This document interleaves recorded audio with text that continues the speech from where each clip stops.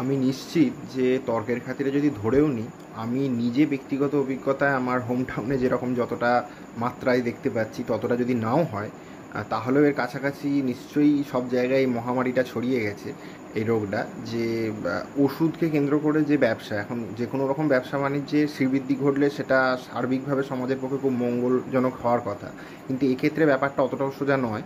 মানে আমার হোম টাউনে যেমন আমি দেখতে পাচ্ছি, যেটা অবিশ্বাস্য বাইরের লোকেদের কাছে হবে, যে প্রত্যেকটা পদক্ষেপে প্রত্যেকটা পা ফেললে তার রাস্তার দুদিকে দুটো ওষুধের দোকান দেখা যাচ্ছে। এমন কোনো পেশার লোক নেই যে পেশাটাকে সুইচ করে এই পেশায় আসেনি। এমনকি সে স্কুলের সেক্রেটারি হোক, স্কুলের শিক্ষক হোক, যে এখনও মানে রিটায়ার বা অবসর গ্রহণই করেনি, সেটা করতেও দেরি আছে, তারা প্রত্যেকে ওষুধের ব্যবসায় নেমে পড়েছে। এমন কোনো লোক খুঁজে পাওয়া মুশকিল এই উন্নয়নের জোয়ারে, যখন কর্মসংস্থানে বন্যা বইয়ে যাচ্ছে সেই সময় অন্য সব রাস্তা ছেড়ে পরিযায়ী শ্রমিকের রাস্তা অপশান বন্ধ রেখে বাকি সমস্ত অপশান বন্ধ হয়ে যাওয়ার পর তারা ওষুধের ব্যবসায় আসেন, এবং তারপরও তারা বিপুল লাভে চলছে। মানে কাউকে এসব নিয়ে কোনো ভাবতে হচ্ছে না কিছু। এখন মুশকিলটা হচ্ছে এর ফলে সবাই লাভবান, সব পক্ষ আপাতভাবে লাভবান হলেও মাত্র একটা পক্ষই আছে যারা এটার ফলে লাভবান হচ্ছে না, বরঞ্চ ক্ষতিগ্রস্ত হচ্ছে বলেই আমার মনে হয়েছে। তো তাদের জন্যই এই ভিডিওটা বিশেষ করে, এবং তারাই সংখ্যাগরিষ্ঠ অংশ এখনও হয়তো রয়েছে দুর্ভাগ্যজনকভাবে। তারা হলো উপভোক্তা বা এই ওষুধের ক্রেতা। এখন এখানে তো বিক্রেতার সংখ্যা প্রায় টেক্কা দিয়ে ফেললো বলে ক্রেতার সংখ্যাকে, কিন্তু তাহলেও সার্বিকভাবে মনে হয় যে ক্রেতার সংখ্যাই বোধহয় বেশি এবং তারা ভুক্তভোগী। কারণ যারা নিয়মিত ওষুধ কেনেন তারা জানবেন, শুধু এই 2019-20 থেকে 2022-23-এর মধ্যেই ওষুধের দাম যেভাবে লাফিয়ে বেড়েছিল, যার পেছনের কারণগুলো অনেকটা সুবোধ্য ছিল, অনেকটা তখন ধোঁয়াশা ছিল, এখন খানিকটা ক্লিয়ার হয়েছে। যেমন ধরুন নির্বাচনী বন্ড সুপ্রিম কোর্ট অসাংবিধানিক বলার পর যখন জানতে পারা গেল, যে রায় দেওয়ার পর, যে কোন কোন ফার্মা কোম্পানি কত হাজার কোটি কত শো কোটি কোন কোন রাজনৈতিক দলকে ডোনেশন দিয়েছে, তখন খানিকটা কিছু অজানা কারণ জানা গেল, একটু ধোঁয়াশা একটু পরিষ্কার হলো। তারপর ধরুন কারণ যেগুলো সুবোধ্য ছিল সেই কারণগুলোর মধ্যে তো মানুষের, যেমন ধরুন যেগুলো এখন যারা জেনেরিক ওষুধ বার করছে, ব্র্যান্ডেড জেনেরিক বা ইত্যাদি, তারা নিজেরা মানুষকে সচেতন করতে ফলাও করে বিজ্ঞাপনে দেখাচ্ছেই যে তারা কেন এত সস্তায় ওষুধ দিতে পারছে, গুণমানের সাথে কোনো আপোষ না করে, যে ওষুধ তাদের কোনো ডিস্ট্রিবিউশনের খরচ বিশেষ নেই, তাদের প্রচারের খরচ বিশেষ নেই, তাদের এই ওষুধগুলো মার্কেটিংয়ের জন্য বিরাট কিছু খরচা করতে হচ্ছে না।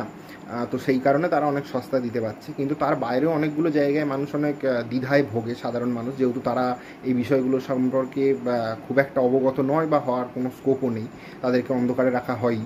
তো আমাদের দেশে সেই স্কোপ নেইও জানার খুব বেশি। কিন্তু সেই বিষয়গুলো আমিও বলবার জন্য কোনো কম্পিটেন্ট ব্যক্তি নই, এটা বলার অপেক্ষাই রাখে না। আমি কোনোভাবেই ওই সাম্রাজ্য বা ওই শিল্পক্ষেত্রের সাথে যুক্ত নই, কিন্তু তাহলেও সাধারণ নাগরিক হিসেবেও আজকের এই প্রচণ্ড ইনফরমেশান ওভারডোজের যুগে এবং নিজস্ব অনুসন্ধিৎসায় কিছু কিছু জানা যতটুকু সম্ভব হয়েছে, আমার মনে হয়েছে সেটা বাকিদের জানানো দরকার।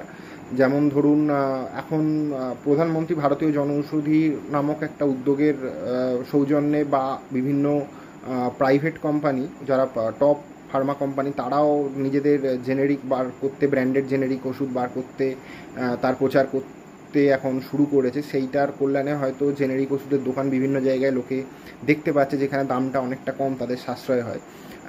কিন্তু তারা বুঝে উঠতে পারছে না যে এতটা কম দামে কী করে ওষুধ আসতে পারে বাকি অন্যান্য ব্র্যান্ডেড ওষুধের তুলনায়। তো এইখানে যে ব্যাপারগুলো আমি যেটুকু বুঝেছি, যে এখানে তাই দামটা কম হওয়ার পেছনে অনেকগুলো কারণ একসাথে দাঁড়িয়ে আছে। এক তো যে জেনেরিক ওষুধ লেখার জন্য তারা কোনো ডাক্তারকে কোনো কমিশন দেয় না, তাদের সপরিবার বিদেশ ভ্রমণের টাকা তাদেরকে নিতে খরচে ধরতে হয় না, বা যারা ওষুধের ওই সাপ্লাই চেনের সাথেও যুক্ত বা বিক্রয়ের সাথে যুক্ত, তাদেরকেও বিরাট কিছু লাভ বা কমিশন দেওয়ার প্রয়োজন হয় না।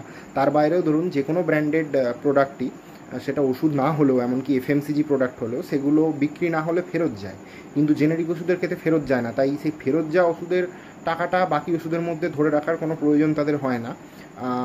এছাড়াও এখানে একটা কথা অবশ্যই উল্লেখযোগ্য, যে সব ওষুধ কোম্পানি সব ডাক্তারকে যে টাকা খাইয়ে নিজেদের ওষুধ কমিশন খাইয়ে যে বিক্রি করে তা তো একদমই নয়। এবং এই অন্যান্য সভ্য উন্নত দেশের মতো আমাদের দেশে যতবার চেষ্টা হয়েছে যে আইন করে ডাক্তারদের জেনেরিক ওষুধ লেখা বাধ্যতামূলক করার ব্যাপারটা, তখন বারবারই আমি যতটুকু অবগত আছি যে সরকারিভাবে হলফনামা দিয়ে বা ডাক্তারদের বিভিন্ন সংগঠনের পক্ষে থেকে কারণ হিসেবে এটাই জানানো হয়েছে এর বিরোধিতা করে, যে ডাক্তাররা নিজেরা দায় নিয়ে তাদের রোগীদের কাছ থেকে ফিডব্যাক বা প্রতিক্রিয়া জানার পর ওষুধের কার্যকারিতা সম্পর্কে যেখানে যতটা বেশি নিশ্চিত থাকেন সেই ওষুধ রেকমেন্ড করেন। তো তাদের এই দায়টা থেকে যায় চিকিৎসকের, যে রোগীকে সুস্থ করতে হবে। তো সেই ক্ষেত্রে তারা সেই কারণে ব্র্যান্ডেডই লিখবেন, কারণ এদেশে তারা ভরসা করতে পারেন না যে কোনো ওষুধের ওপর। তো কথাটা অনেকাংশে সত্য, কিন্তু আবার এটাও সত্য যে আমি যেমন ব্যক্তিগতভাবে বলতে পারি, আমরা যে ডাক্তারের কাছে যাই, যেখানে যেতে অনেক নিয়মিতভাবে যাই আমাদের বাড়ির বিভিন্ন সদস্যরা, যেখানে যেতে অনেক ক্ষেত্রে অনেক কাঠখড় পোড়াতে হয়, অনেক কষ্ট করতে হয়, অনেক দূরে যেতে হয়, তবুও আমরা সেখানে এইগুলোর কারণেই যাই, কারণ সেই ডাক্তাররা এত বেশি ওষুধ দিতেও চান না। আর দ্বিতীয় কথা হচ্ছে যে তারা খুব ভালো ভালো ব্র্যান্ডেডের ওষুধ লেখেন।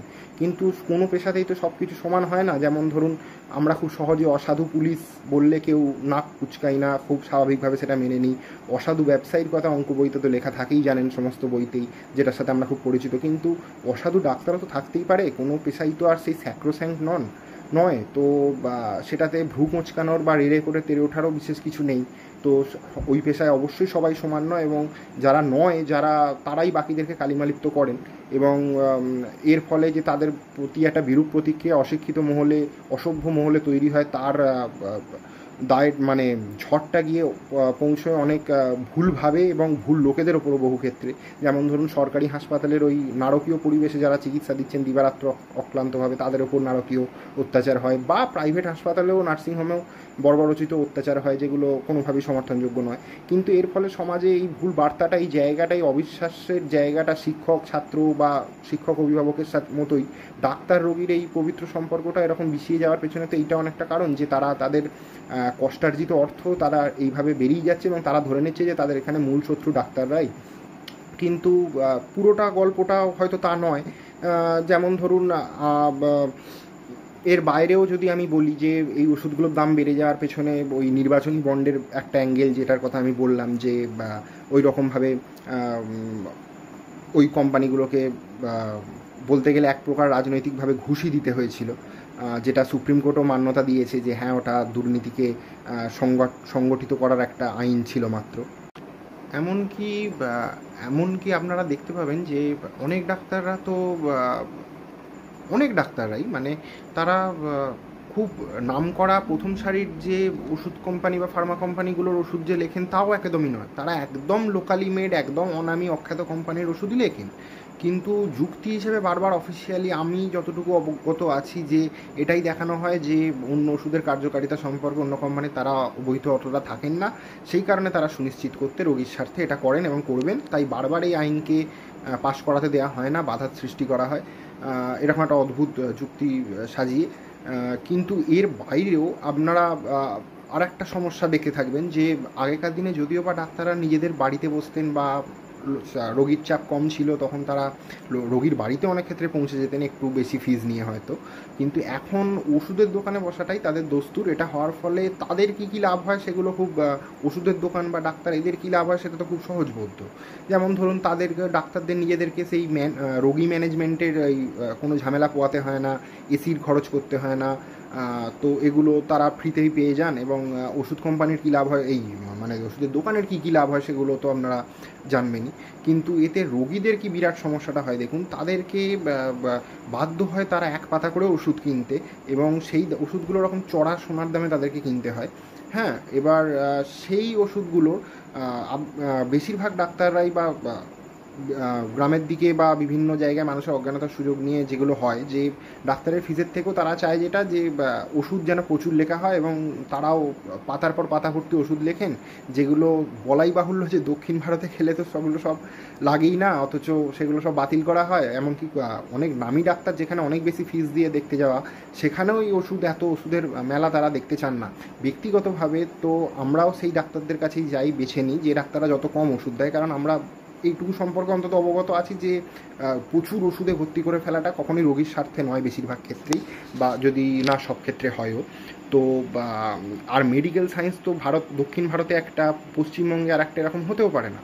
মেডিকেল সায়েন্স সারা বিশ্বজুড়েই একটা। এখন এটা ঘটনা যে অন্য দেশের মতো পরিস্থিতি হয়তো এখানে নেই, স্থান ভেদে সেটা একটু বদলে যায়। কারণ আমাদের দেশের চিকিৎসা ব্যবস্থা সবথেকে বড় যেটা ঘাটতি রয়েছে সেটা হচ্ছে যে চিকিৎসকের অপ্রতুলতা। এটা একটা মানে রেকগনাইজড একটা ফ্যাক্ট, যে অনেক গুণ কম চিকিৎসক রয়েছে, আর ভালো চিকিৎসকের সংখ্যা আরও কম। তাই তারা চাইলেও সঠিক পথে চিকিৎসা করা, রোগ এবং চিকিৎসা সম্পর্কে রোগী এবং তার পরিবারকে অবহিত করা, এগুলো করতে পারবেন না। তারা কোনো ক্রমে ওষুধ লিখে দিয়ে নিজেদের কাজ কোনো ক্রমে শেষ করতে তাদের বাধ্য হবেন। ভালো চিকিৎসকের সংখ্যা তো আরও কম, এখন তো টাকা দিয়েও চিকিৎসক হয়ে যাচ্ছে, যে ব্যাপার নিয়ে যারা প্রথিতযশা চিকিৎসক তারা অনেক মানে উষ্মা প্রকাশ করছেন, অনেক বেশি দুশ্চিন্তা ব্যক্ত করছেন। কিন্তু এই ওষুধের দোকানগুলোর ক্ষেত্রে আপনারা সেখান থেকে কিনতে বাধ্য হন, এবং মানুষের মধ্যে আরেকটা ভয় সেই ওষুধের দোকানগুলো অনেক ক্ষেত্রেই ঢুকিয়ে দেয় যে এই ওষুধগুলো নিশ্চয়ই ভুয়ো বলেই এত কম দামে দিতে পারছে, যেটা মানুষ সহজে অনেক ক্ষেত্রেই যারা অজ্ঞানতার সুযোগ নিয়ে তারা বিশ্বাসও করে ফেলে। তাদের বিশ্বাস করার কারণও আছে, বিশেষ করে এই জাল ওষুধ, স্যালাইন, চারিদিক থেকে জাল ওষুধের রমরমা বেরোবার পর তো তারা এ ব্যাপারে আরও বেশি সহজেই ভীত হয়ে যাবেন।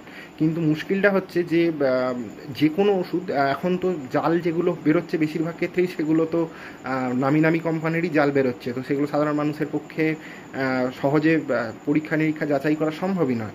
এবং তার থেকেও বড় কথা হচ্ছে যেটা, যে যদি সরকারের নামেই সার্কাস চলে তাহলে তো অবশ্যই সেখানে না থাকবে পরিকাঠামো, না থাকবে ম্যান পাওয়ার, সেখানে জাল ওষুধ স্যালাইন কেন, ডাক্তারও বাইরের টাকা দিয়েই জাল থাকবেই, এবং বিনা পয়সায় যে ওষুধ সরবরাহ করা হবে সেই ওষুধের মান নিয়ে প্রশ্ন থাকাই স্বাভাবিক, এবং সেটা না খাওয়াই রেকমেন্ডে করবেনও বা বেশিরভাগ ডাক্তারই বা একান্তে, সেটাই স্বাভাবিক, সেটাই তারা করেনও।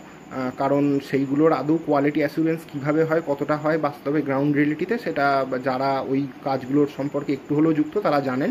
ওপেনলি তো বলতে পারবেন না, জেলে যাওয়ার ভয় সবারই আছে, তো জীবনের ভয়ও সবারই আছে, সবাইকেই সংসার চালাতে হবে, বাড়িতে পরিবার আছে, তো তারা সেগুলো চাইলে আপনারা নিজেরা একটু জেনে নিতেও পারবেন।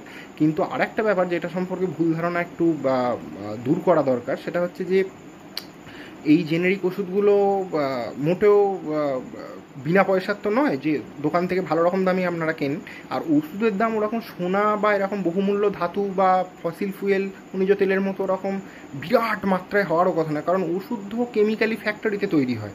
সোনার মতো তো এটার নির্দিষ্ট মাত্রা নেই যে যত চাইব তৈরি করা যাবে না, তো ওষুধের দাম ওরকম হওয়ারই কথা নয়।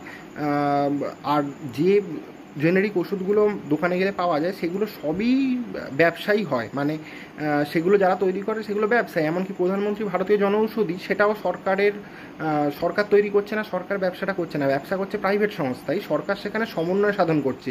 বিপিপিআই বা এরকম কোনো নাম আছে, bureau of pharmaceuticals of India বা এরকম কোনো একটা নাম, তারা ব্যবস্থাপনা ও সমন্বয় সাধন করেছে। ঠিক যেমন কলকাতা মেট্রো বাদ দিয়ে বা দেশের বাকি সব মেট্রো পাবলিক প্রাইভেট পার্টনারশিপে তৈরি, সেখানে সরকার ব্যবস্থাপনা করেছে কিন্তু সেগুলো প্রাইভেট, তারা প্রাইভেট সংস্থা সেখান থেকে ব্যবসা করে। এখানেও তাই ওষুধ তৈরি এবং বিক্রির সাথে প্রাইভেট লোকেরাই যুক্ত, সংস্থায় যুক্ত, তারা ব্যবসায়ী করে। আর সেই একই কারণে প্রধানমন্ত্রী জনঔষধির যা দাম প্রায় সেই দামেই, একই দামেই বিভিন্ন প্রাইভেট কোম্পানিও তাদের ব্র্যান্ডেড জেনেরিক বিক্রি করে। আমি নিজেও সেগুলোর উপভোক্তা, তো এবং আপনারা নিজেরাও চাইলে তার কার্যকারিতা বাড়িতেই পরখ করতে পারবেন, কারণ এদেশে তো এই দেশটায় দুর্ভাগ্যজনকভাবে আপনারা তো ভরসা রাখতে পারবেন না কোয়ালিটি অ্যাসিউরেন্সের ওপর, কোয়ালিটি কেন কোয়ান্টিটির ওপরও ভরসা রাখতে পারবেন না, সেটা আমি নিজে পেশাগত অভিজ্ঞতা থেকেও জানি। যাই হোক, সেটা অন্য প্রসঙ্গ। কিন্তু sugar, pressure, thyroid, uric acid এরকম ধরনের যা যা কিছু আছে সেই সমস্ত কিছুর ওষুধই আপনারা খেয়ে টেস্ট করে, ব্র্যান্ডেড ওষুধ এবং জেনেরিক ওষুধ খেয়ে নিজেরাই দেখতে পারেন ভালো রকমভাবে, দিয়ে সন্দেহ থেকে দূরীভূত হতে পারেন, নিশ্চিন্ত হতে পারেন যে সেগুলোর কার্যকারিতা কতটুকু আছে না আছে। আর বাকিটুকুতে আপনাদের সত্যি কিছু করার নেই, সেটা যত বড় কোম্পানির ওষুধই হোক না কেন, দুর্ভাগ্যজনকভাবে যতক্ষণ এদেশে আছেন। সেই কারণেই এয়ারপোর্টে বা এদেশের শুধু খাবারই নয়, এদেশের খাবারের সাথে সাথে ওষুধও বাইরের উন্নত দেশের, সভ্য দেশের এয়ারপোর্টে ফেলে দিয়ে ঢুকতে হয়, সেখানে নিয়ে যাওয়া যায় না। তার কারণও এটাই। আর বারবার মিডিয়া বিকৃত না হলে, একটু হলেও মিডিয়ার কাজ করলে আপনারা দেখতেও পাবেন যে বিশ্বের বহু প্রান্তে ভারতের ওষুধ, ভারতের খাবার খেয়ে সেগুলো সম্পর্কে কী রিপোর্ট বেরোচ্ছে, কত লোক অসুস্থ হয়ে পড়ছে, মারা যাচ্ছে, তখন কিভাবে সরকার সেটা তড়িঘড়ি সামাল দিচ্ছে। বাইরের ক্ষেত্রে এই অবস্থা, আর দেশের ক্ষেত্রে তাহলে কি, সেটা তো বলার অপেক্ষা রাখে না। এখন আমার এই ভিডিওটার মাধ্যমে তো কোনো গ্যাপ তৈরি করা একদমই উদ্দেশ্য নয়, সেটা যারা এই ভিডিওটাকে ভালো করে অনুধাবন করবেন তারা বুঝতে পারবেন, আমার দৃঢ় বিশ্বাস যে সেই গ্যাপটাকে ব্রিজ করাটাই বাঁচানোটাই আমার উদ্দেশ্য, যাতে প্রকৃত যারা সৎ, যারা সঠিক কাজটা করছেন, তাদেরকে যেন না কেউ ভুল বোঝে, আর অসভ্যতা বর্বরতা যাতে কোনোভাবেই প্রশ্রয় না পায়, তারা যতই ভুক্তভোগী হোক। আর সেই জেনেরিক ওষুধগুলো কেনার ফলে এরকমটা যখন আমি দেখলাম যে যারা কিনছেন, যারা উপকৃত হচ্ছেন, তারা আগে জেনেরিক ওষুধ সম্পর্কে জানবার আগে তারা আয়ের একটা বড় অংশ, আয়ের 1/3 ভাগ বা 1/4 ভাগ তারা এই ওষুধের ক্ষেত্রে প্রত্যেক মাসে খরচ করে ফেলতে বাধ্য হতেন। আর তারপর সেই টাকাটা তাদের বেঁচে যাওয়ার পর তাদের চোখ দিয়ে জল বেরিয়ে গেল। এখন সেই কেঁদে ফেললো তারা একটা আনন্দাশ্রু। এখন সেই আনন্দাশ্রুটা দেখবার পর, জানবার পর আমার পক্ষে আর সম্ভব হলো না যে এই ব্যাপারটা নিয়ে চুপ থাকা। তাই আমি বাধ্য হয়ে এই ভিডিওটা বানালামই। এটা একটা সময়ের দাবি বলতেই পারেন। তো আশা করব আপনারা এবার একটু সচেতন হবেন, চোখ খুলবেন, বিষয়টা সম্পর্কে জানবেন, এবং এটুকু বুঝে রাখবেন যে কোনো ব্র্যান্ড, কোনো নামই দেখে নিশ্চিন্ত হওয়া যায় না। আর ওষুধ ওরকম আকাশ ছোঁয়া দামে বিক্রি হওয়ার কথাও নয়, বেশিরভাগ ওষুধই অন্তত। খুব রেয়ার বিরল কিছু ওষুধ বাদ দিয়ে, যেগুলো এরকম মাস প্রোডাকশান হয়, যেগুলো থরে থরে প্রোডাকশান হয়। আর ওষুধের দোকানে আদৌ যে অত বড় বড় ওষুধের দোকান জুড়ে অত যে ওষুধ থাকে, সেটা আদৌ অত রকমের ওষুধ নয়। কয়েকটা নির্দিষ্ট কম্পোজিশনের ওষুধকেই আলাদা আলাদা ব্র্যান্ডের বিক্রি হয়, আলাদা আলাদা ডাক্তার আলাদা আলাদা ওষুধ লেখেন বলে, আর আলাদা রোগীরা আলাদা ওষুধ কিনতে আসেন বলে সেই একই কম্পোজিশনে 1001টা ওষুধ রাখা হয়। আদৌ দোকানে খুব লিমিটেড, সীমিত কিছু ওষুধ কম্পোজিশনেরই পাওয়া যায়, এবং তার বেশি ওষুধ তারা রাখবেও না, পাবেও না। তাদেরও ভয় আছে বিক্রি না হওয়ার বা ইত্যাদি।